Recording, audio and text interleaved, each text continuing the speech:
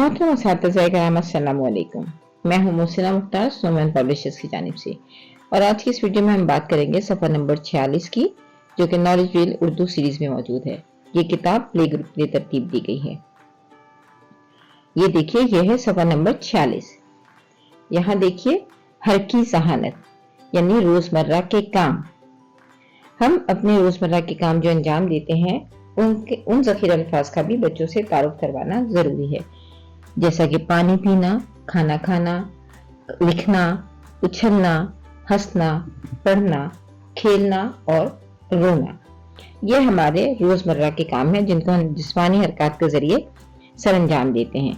बच्चों को बताइए कि ये काम रोजमर्रा के हैं, हमें रोजमर्रा इनसे पाला पड़ता है। इसके साथ साथ उनको अपने जज्बात के जो अल्फाज हैं उनके बारे में बताइए। उनको अपने जज्बात का मौसर अल्फाज में इजहार करना भी बताइए। इस तरह से जब आप बच्चों को इन रोजमर्रा के कामों की बार बार मशक करवाते हैं तो बच्चे इसको ज्यादा बेहतर तरीके से अंजाम दे सकते हैं, और साथ साथ उनकी जुबान लाने की महारतों में भी इजाफा होता है, और बच्चे उन रोजमर्रा के कामों को समझते हैं और उनकी आप कहने के ज़ख़ीरा अल्फाज में इजाफा होता है, क्योंकि ये आगे जाकर जुबान दाने की महारतों यानी फेल में बदल जाते हैं।